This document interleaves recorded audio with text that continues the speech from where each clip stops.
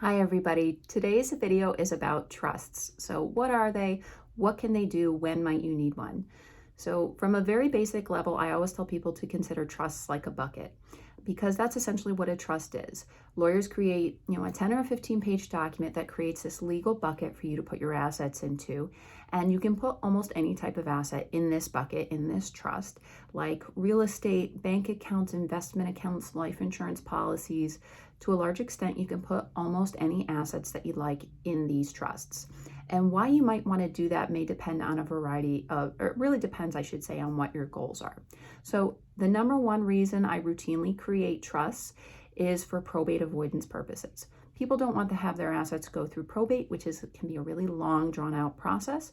So in order to avoid that and have their assets get out to beneficiaries quicker, a lot of times people put their assets in trust.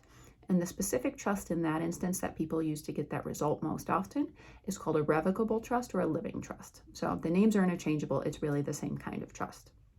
So those trusts are really great because you are going to get probate avoidance. But in the meantime, because those trusts come into existence during your lifetime and you actually have to put your assets into the trust during your lifetime to get that probate avoidance, we still appoint you to be the trustee of your trust, and we still say you have really unrestricted access and control and management over the assets that are owned in trust. So practically speaking, not much is going to change when you transfer those assets into the trust. You're still going to be in charge and you're still going to have the freedom to do with them as you please. So the number one goal, again, most often when we're creating trusts, is probate avoidance. Another benefit of trust is for setting up management of an inheritance for a beneficiary who's either a minor child, a beneficiary who might be subject to creditors, or a beneficiary who's just really not great at managing money. So in all of those three examples, it's people that you don't want to just have their inheritance fall into their laps in the form of a check, just because they might mismanage it. It might be just going right out the door to their creditors or for other reasons. So those are kind of also three common reasons why people set up trusts. So in that instance, what you would do, the trust would say, I still want money or assets to go to this specific beneficiary that I've named, but as I mentioned, it's not going to go to them outright. It's instead going to be retained in trust and managed for their benefit by someone that I've chosen.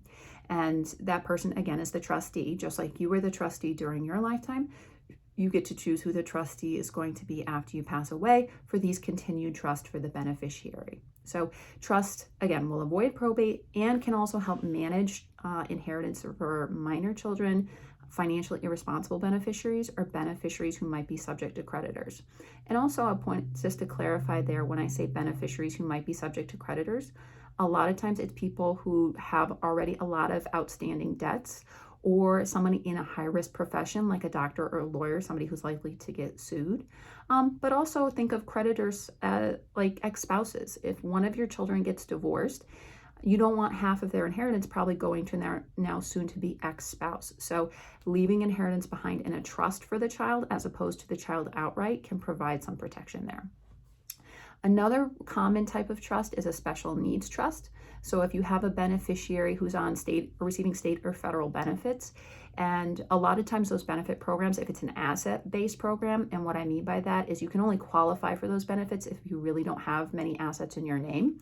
So if that type of person was to all of a sudden receive a large inheritance, or even just not millions of dollars, but really any type of inheritance that increases their asset level, they might become ineligible for those benefit programs. So instead of leaving assets directly to those beneficiaries, you can still leave money behind for the beneficiary, but in this type of special needs trust, which is structured in such a way that the money's still going to be there and available to the beneficiary for certain purposes, but it's also not going to jeopardize their continued eligibility for benefits.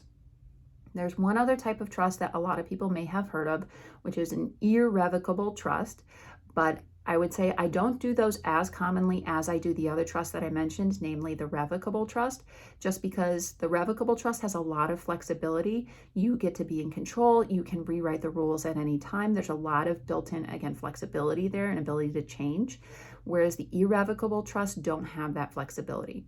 Once the irrevocable trust is written, I always tell people you might as well consider it carved in stone because you don't get to rewrite the rules. You don't get to update who you've chosen to serve as trustee of that trust. And also with these irrevocable trusts, more often than not, we set it up such that you cannot be the trustee of those trusts, you cannot be the beneficiary of those trusts. So you really have separated yourself from those assets.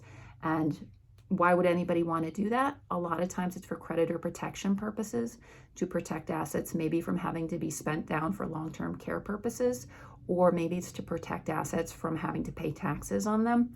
But in order to get that protection, as I mentioned, you really have to separate yourself from the assets. So assets that are placed in an irrevocable trust, essentially you've given them away, so you don't really have any control or management. You're not able to get any benefit from those assets anymore.